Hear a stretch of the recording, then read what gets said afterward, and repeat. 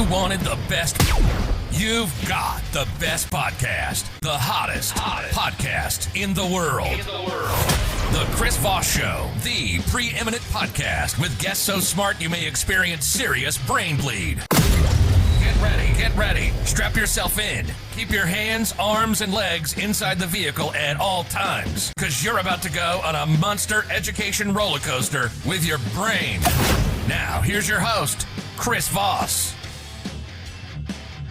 Hi, folks. Chris Voss here from thechrisvossshow.com, thechrisvossshow.com. Hey, we certainly appreciate you guys being here. Thanks for tuning in. As always, be sure to refer the show to your family, friends, and relatives. Get them involved in it.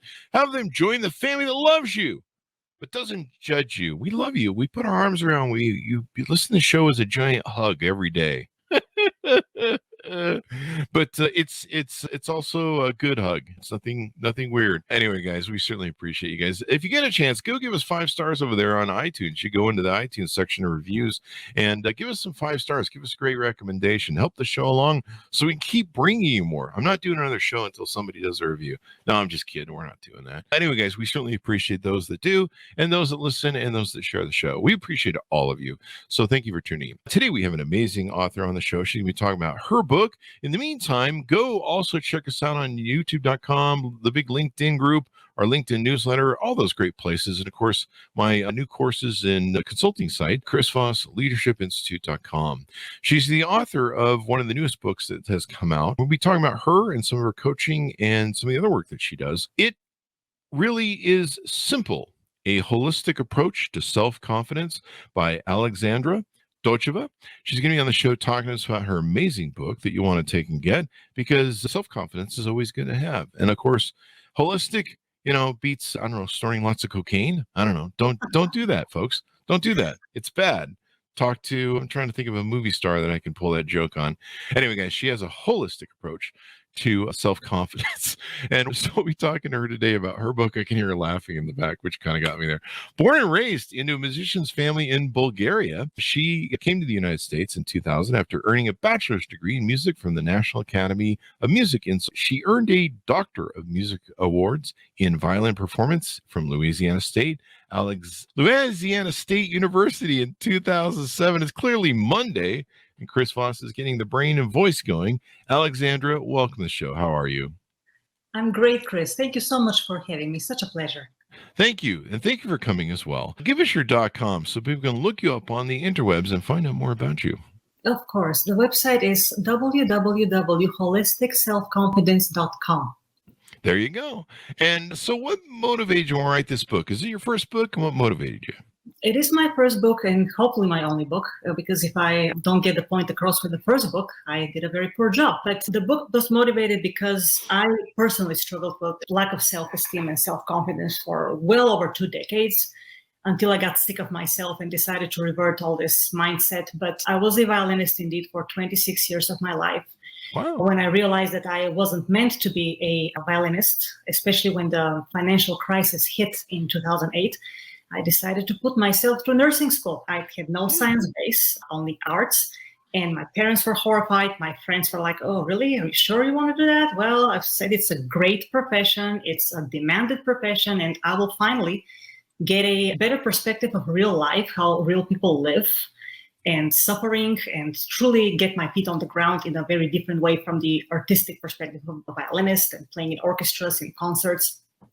Completely different way of communication. And once I became a nurse, that was in 2011. I've been a practicing nurse ever since, seen a lot of patients, many sick people, got to get a great taste of the corruption of the healthcare system and how they really use the chronic sick people as commodities, as profits, as asset base. Wow. The growing, most profitable business in the United States, the healthcare business, and first cause of personal bankruptcy. So that really started bothering me very early on. Mm-hmm. And I went to home care nursing, so I have the opportunity to work with patients one-on-one instead of having 5 call lights ringing at me at a hospital every day and not being able to adequately address the needs of any of these patients. And in 2014, I also went into real estate investing. So I own 3 real estate rental businesses right now because I realized nursing was great and it still is great, but I saw how many of my colleagues were sicker than the patients they were treating and educating on health. And I also saw many of them were flat broke, regardless of the fact that the majority had better salaries than mine because they had acquired seniority on the job. Mhm. So this evokes many questions. Something is not right here. People clearly, when they have a secure job, sort of, that's not everything. That doesn't mean they're financially educated. That doesn't mean they're following their own example based on what they know about health and how to live healthy. And that's where things started connecting for me. And I created a coaching program because I'm mostly approached by people who aspire to invest and become self-made rich people like I am right now. See, I came to the States in 2000 with nothing. Okay, on a student visa. I earned my doctoral in 2007. Then in 2008, the crisis hit. So now I'm completely financially independent. I can stop working at any time I want, but I continue because I love being useful to people. And I do a great deal of education on health with my patients. So the questions arose from the patients and from my investment mentees. So eventually the book system came out because I figured, why not tell people how I did all that, right? I'm a health freak, fitness maniac. I have 12 years of martial arts experience, which was a huge contributor to my building self-confidence, but also all these goals and purposes I created in my life, not believing initially that I could accomplish. And once I told myself, you have to solve these problems to grow personally and stop being this wimp that you were for 20-something years, self-imposed, low self-esteem because nothing was ever enough and very unsatisfied with my achievements as a violinist. And this all changed my life. And the book now has been changing people's lives, thankfully, because they say, I've been reading for like third time right now, and I'm applying all these concepts gradually, one by one. It's changing things in my life. So that's the most rewarding thing ever. Nice. So it sounds like you've done a lot of interesting things with your life. Give us an overview of what the book is about and what's inside. So the book is about really elevating the most important aspects of life to the optimum level and keeping them there as independently as possible. So we're talking health, we're talking spirituality, career, finances, and relationships. So these 5 perspectives, if you compromise any of them for the sake of the other, you won't be holistically self-confident because you know there is something deeply wrong in an aspect because you over prioritize something else in your life. And I can give you a very simple example. There are people who aspire towards wealth and they build great real estate empires. I know such people because I've consulted them, and then their health is in the ditch because they neglected it for years. It wasn't important. And now they have 3 chronic conditions that are damaging multiple organs because most chronic conditions do that and lead to more than one other chronic condition. And the other problem is, Chris, doctors don't really educate their patients on the pathophysiology of these diseases, even though they've been killing Americans left and right. And it's not that doctors don't want to educate the patients, it's just most doctors have up to 300 patients. And you have no time to do the education. And when people don't understand what a disease, how it's caused in the first place, and then what it does to your body and how it impacts your quality of life, your relationships, and your bank account, because all these doctor's appointments, you're wasting the time to go to wait, to then go to other tests, and time is your most valuable asset. Once you lose it, it doesn't come back, right? Everything else can come back, even your health, if you step up your plate and decide to reverse the chronic conditions, because most of these are very reversible. So these very wealthy people, very sick people, we try to really now shift the attention to, you also have to prioritize your health just as diligently as you have been your investments, your finances, because it's all connected, okay? And by the same token, people who are very healthy and they do everything, but itself, people think they're healthy, but actually when I see their diets, I say, oh my gosh, you're only healthy because you're young. That won't last with what you're eating and what you think is healthy and advertised on TV. So we work on that too. And then they say, well, how do I expand financially? So we connect the dots between the health and finances. I said, if you don't have the money from multiple streams of income, you will not have as many choices as you would. And now you have this job that's long hours. Yes, you're doing the fitness the best you can. You get up at 4 o'clock in the morning, go to the fitness till 6 o'clock, great. Then you work 12 hours and you're a zombie by the time you come home because you are depending on a job with long hours and you have no other streams of income that are unrelated to a job. And that can also deteriorate your health and your relationships because you're constantly busy. So everything is just so amalgamated, and some people connect the dots faster than others, but there is a lot of neglect of one or more aspects of life in favor of something else that they pursue perceive as their main problem right now, and everything else falls into the darkness. And I see bad precedents and consequences from that everywhere, Awesome. basically. Awesome.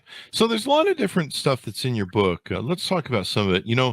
I think I would think that most people go through cathartic situations in their life where they've been on a journey for a time for 10 or 20 years like you were. And then they decide that, hey, this doesn't fit me anymore, or maybe I didn't like this to begin with, or maybe I was forced into it.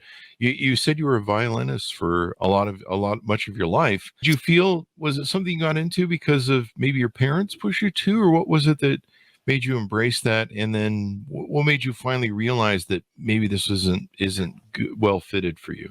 Yeah, well, it was the parents, because they were both. My mother is a music critic. She's the most renowned music critic in Bulgaria to the present day. And my dad was a double bass player. So yes, it was their idea. They thought it would be a good profession for me because it opened the doors to travels, tours, and meeting amazing people. But I was not very patient with my practice, even though I was practicing multiple hours a day from a very young age, Chris. By teenage, I was doing between 7 and 9 hours a day violin practice. Wow. Well, that's what helped me later with nursing school, because I replaced the practice with reading the textbooks before I even started the classes, because I had no science base. But with the violin, you see, it teaches you discipline. And I aspired very much towards being a great violinist without the necessary patience to work on the details during my 7 to 9 hours practice. And my dad was on me for this all the time. And eventually, nobody listens to their parents when they're growing up, right? But it manifested in this great sense of guilt that resulted into a really bad stage fright for many years. And that's where my completely tanked. And when I was in my 20s, things were more responsible. I was already auditioning for orchestras here in the United States, and the auditions were incredibly competitive. You were playing against 40 to 500 people in an audition, because depending how prestigious the orchestra is, and mind you, you pay your travel, you pay your hotel, you pay your rental car, your everything, and you come back home after playing 10 minutes behind the screen. Thank you very much for coming. And you start all over again. So at some point, I realized I really wasn't competitive enough, but the fear was that I knew nothing else but music for 26 years. So the book is also really geared towards people in midlife crisis and also immigrants, because we come here with the notion that we're not going back to our countries. There is a reason we left where we were born, to come to a better place. But when your initial plan doesn't work, which mine was, I got the doctoral degree, I wanted to either teach at a university or concertize. None of these seemed applicable to me anymore once I figured, I can do more with my life than besides earning a doctoral degree in violin. That's where I really hit rock bottom, emotionally, personally, because it felt like I had wasted so much of my productive life. I was 32, which seemed a lot at the time. I'm 46 now. So for perspective today, it's like 32 was nothing. But at the time, that was a hard realization. All the hours spent. So anytime you feel that you have invested a lot of time with something, please understand you can do much more. And that's what the book is really about. Midlife crisis people, which could be anywhere from early 30s to mid 50s, or immigrants who come with some idea that if it doesn't work for a decade or so, you still can change, you still can learn a lot, because the reason you came here, first of all, you're a very hard worker most of the time. You're determined to succeed in a society that doesn't tolerate, procrastination, laziness, complaints, and all that. You already have succeeded quite a bit, even though you may not know it.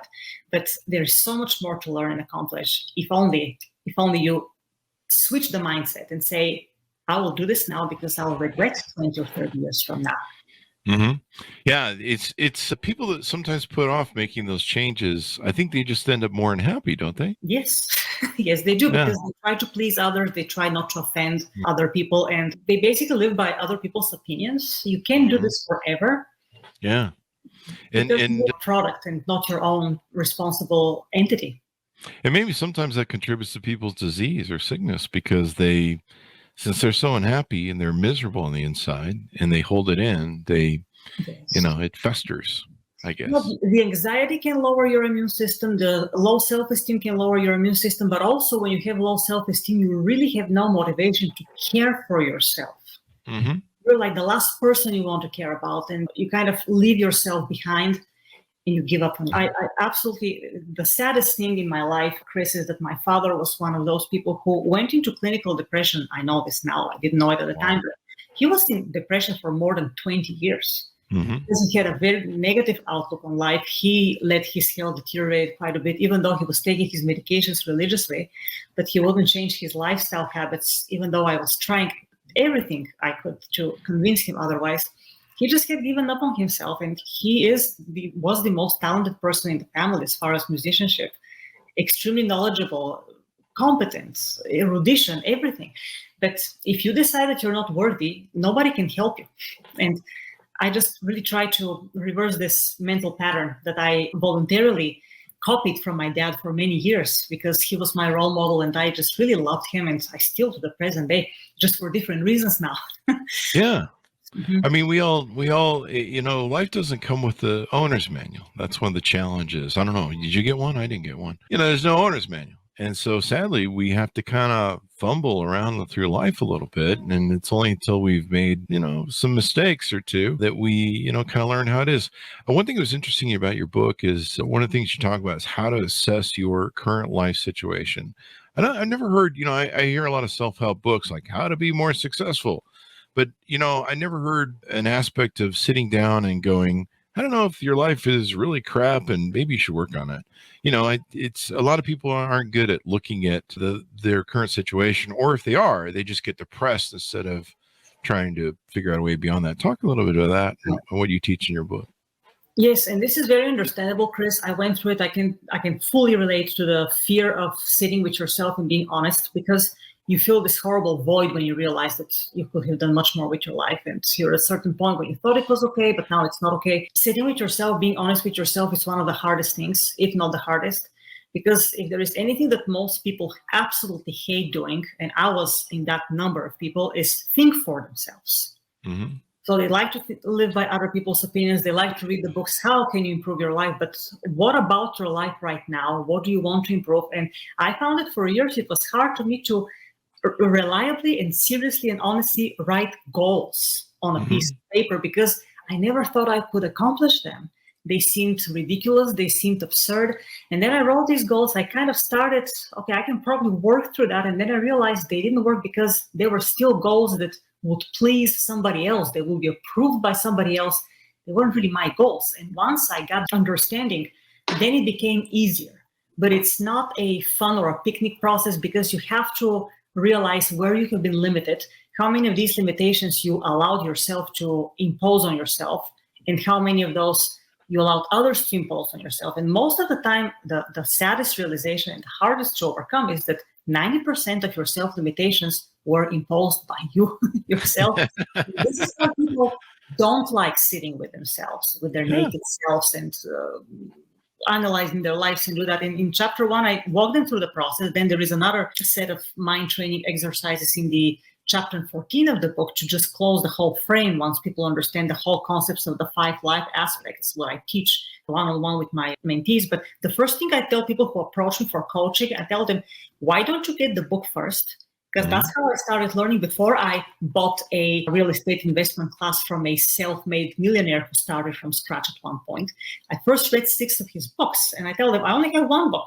It's kind of thick, but it's just 1 book, and it's a very inexpensive way to learn. If you have questions after that, reach out to me. I'll coach you. There you go. You'll pay me, but try the book first, because there is so much practical advice there that people can start doing, and they have been already.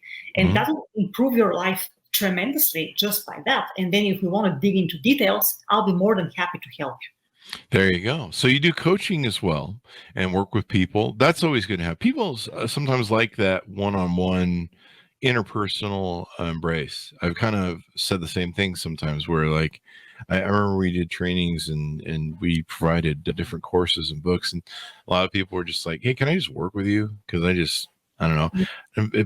Books are awesome, but you also get into diet and exercise regimen, how to keep your body free of toxins. I've learned, over the years that a lot of my mental health comes down to what I'm eating and putting in my body. I used to drink like 10 to 15 Mountain Dews a day. I used to eat just out all the time, extraordinarily horrible fast food. And since then, I've I've learned a lot about veganism. I've lost, up to 75 pounds twice now, and I think we're heading to 100 here. And yeah, I've just gotten better and better. And it seems like, I get better and better at fasting. I get better and better at intermittent fasting. So talk to us about how diet is important, not only to your health, but your mindset and keeping your body free of toxins. Maybe some examples of what you talk about in the book. Right. So I will start by saying that I have been for the last 5.5 years pretty uncompromising. Uncompromising whole foods, organic. I was a half vegetarian since 2000, and then I eliminated in 2017 every animal product from my diet. I am a fitness freak, and yes, I detox every day. So diet is a great thing. You first of all need to learn what foods don't cause disease, and only eat those foods. Restaurant food obviously is not on the list of these foods, because if there are any restaurants that would serve you organic food, they will be ridiculously expensive. So in terms of household economy, in my humble opinion, if I don't buy the ingredients and prepare them myself, I don't touch it. Yeah. If it's advertised on TV, I will absolutely never buy it or give it to somebody I love or hate. Because if it has an advertising budget, you really stay away from that. Okay? That's a good point. Right. Now, the other thing with dieting without compromise, when you're an organic vegan, there is no argument with the vegan diet, because it's just simply, if you eat organic and whole food, that stuff, plants don't cause disease, and we don't add oil at all. Okay. Both my boyfriend and I, we cook very well. We take turns or sometimes cook together. So it's really not an issue time-wise at all, because we are very good managers of our time. But with the diet, it also builds great self-discipline, Chris, and great integrity towards yourself, and develops your self-esteem and self-respect when you know that you took such excellent care sincerely with using research of nutritional science. That has nothing to do with what the animal industry has been perpetuating on people for the last 7 years. 7 decades. And the USDA is completely in bed with this industry, so you can't trust the government sources either. If you read any government source on food, please do exactly the opposite, and you'll be much healthier.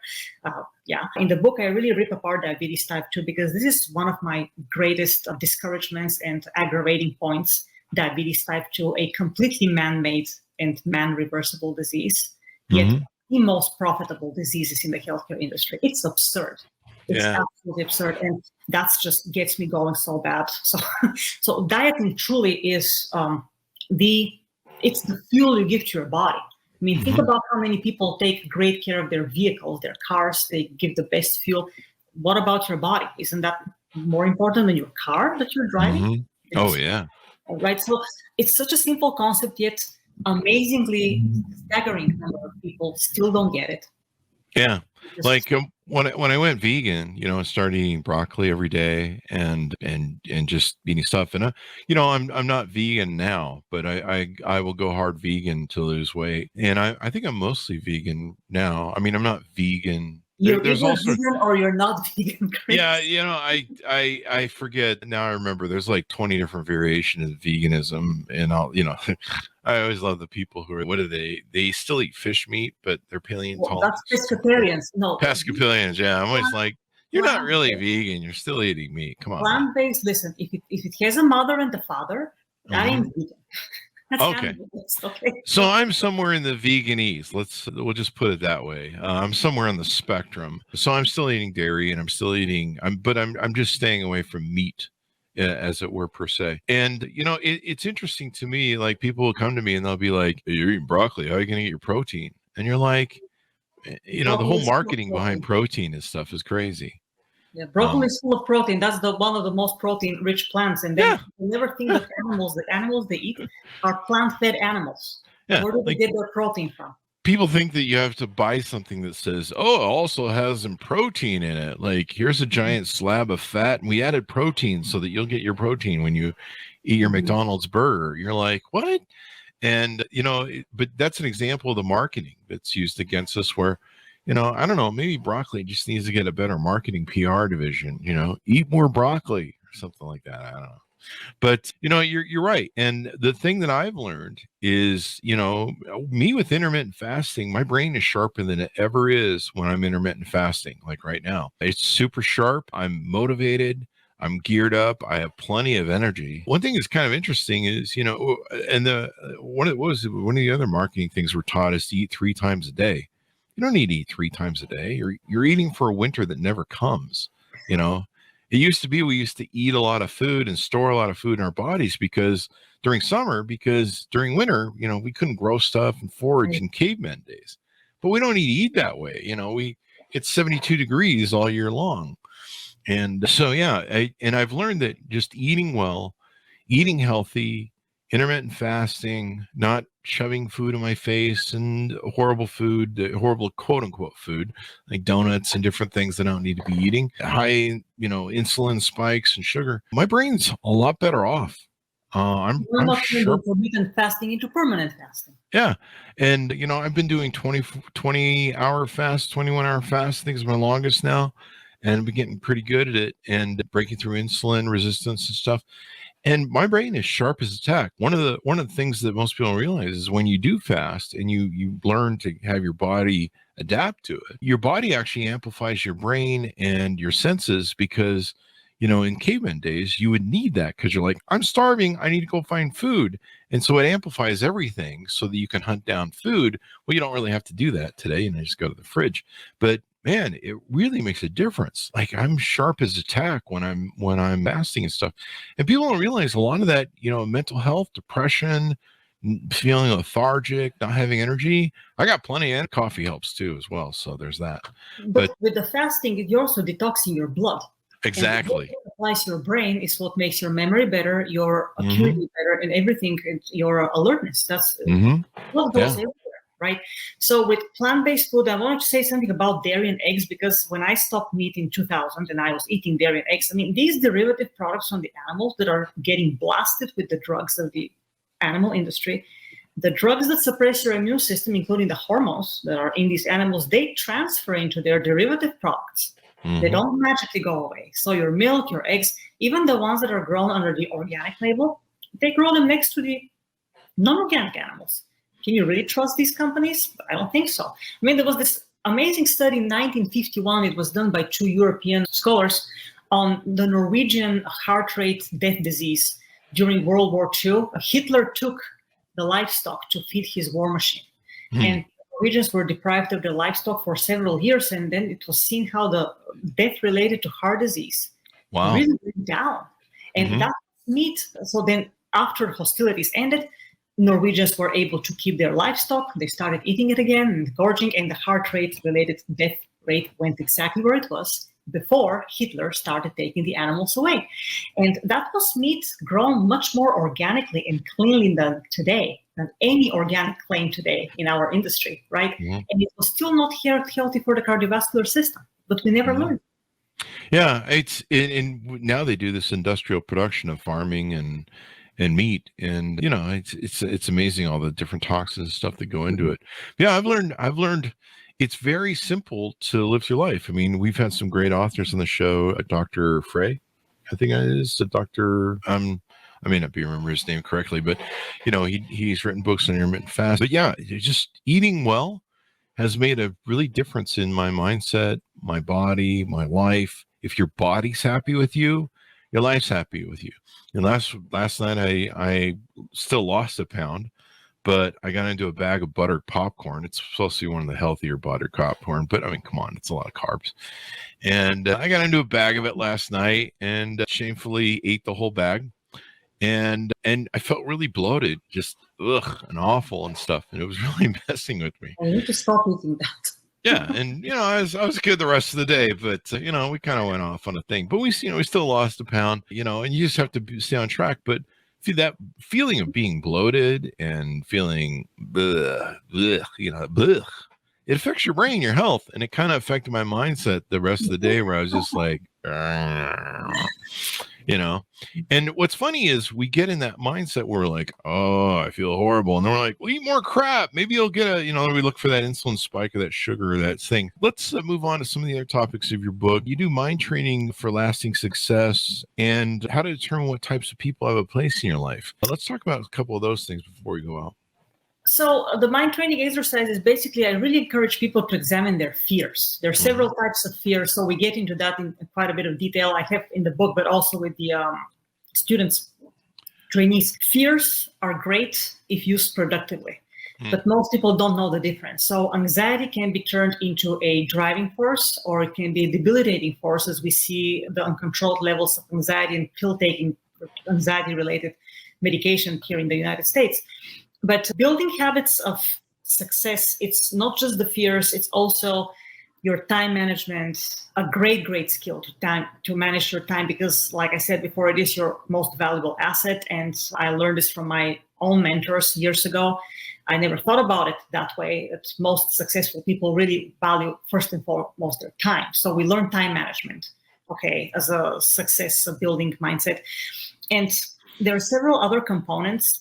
But as far as the people that have place in your life, this is a big one, because the people you choose to hang out with, they may be very well-intentioned, they may be super loving of you, but they can be very ignorant in many ways. Mm-hmm. So you can value their feelings towards you, but not necessarily take their opinions seriously all the time or to the letter, because loving people can influence you to make horrible health decisions. They can influence you to make horrible, very ignorant financial decisions, because they themselves know just as little as you do.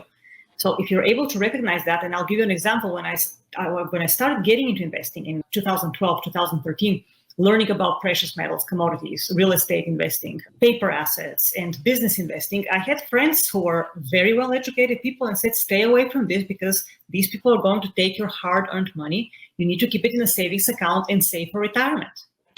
Was this very well-intentioned advice? Absolutely. Sure. Was it based on fear and their ignorance? Absolutely. Mm-hmm. So the second I realized this, I wasn't judgmental of them, but I just thought, I won't listen to her now.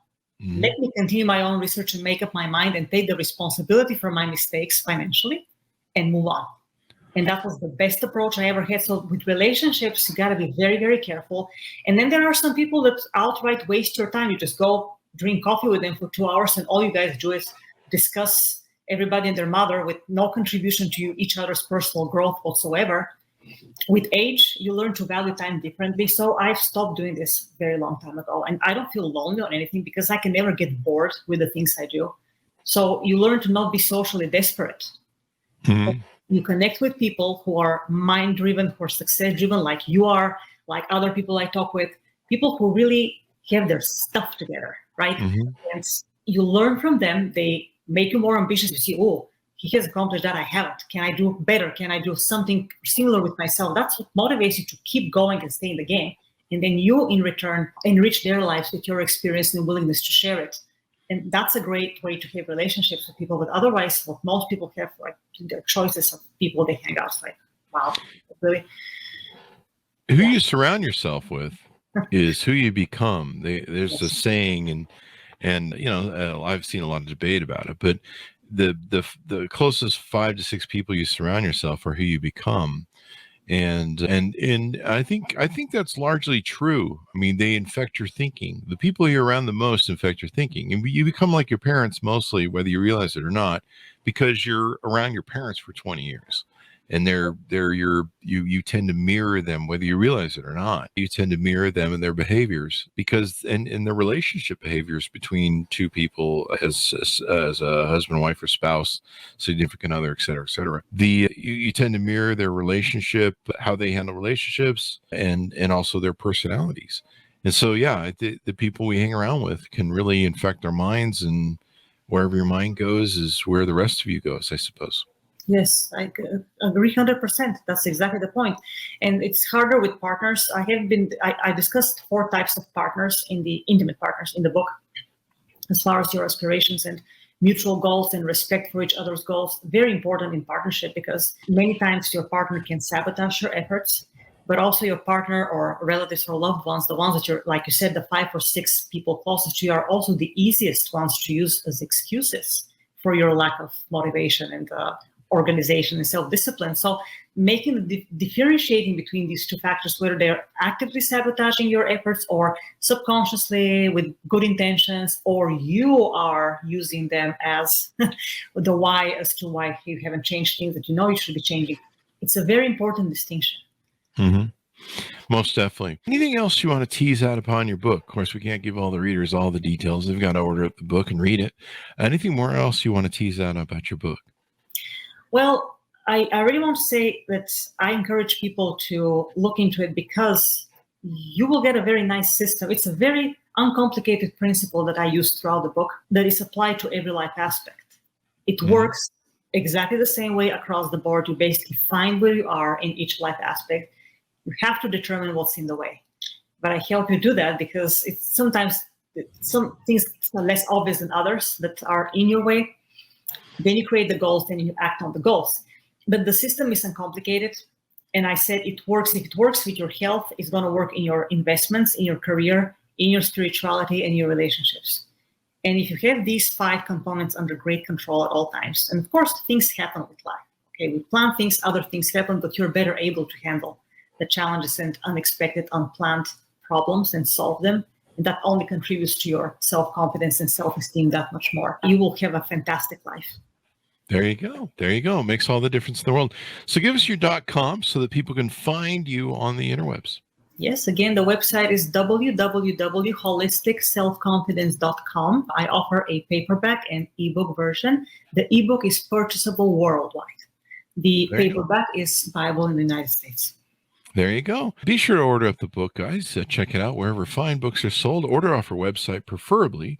It really is simple. A holistic approach to self-confidence, a practical guide, and definitely improve your life. I think it's great that people go through, well, I don't think it's great that they go through changes. I don't know, maybe you have to learn in life. I mean, so we go through these cathartic changes, and it's great that there's stories and helpful things like this to help people go through their cathartic moments or go through life changes where they're like, I don't know if I'm happy. Let me go find where happiness is. Anyway, guys, thank you very much for being on the show. We certainly appreciate it. Alexandra, thank you very much for being on the show. You're most welcome. Thank you so much for having me. It was really a pleasure, Chris. There you go. Thanks, Amanis, for tuning in. Be sure to go to youtube.com/Chris Voss. Hit that bell notification button. Go to goodreads.com/Chris Voss. See everything we read and review over there. Go to all our groups on Facebook, LinkedIn, Twitter, Instagram, all those places on the interwebs. Thanks for tuning in. Be good to each other. Stay safe. And we'll see you guys next time.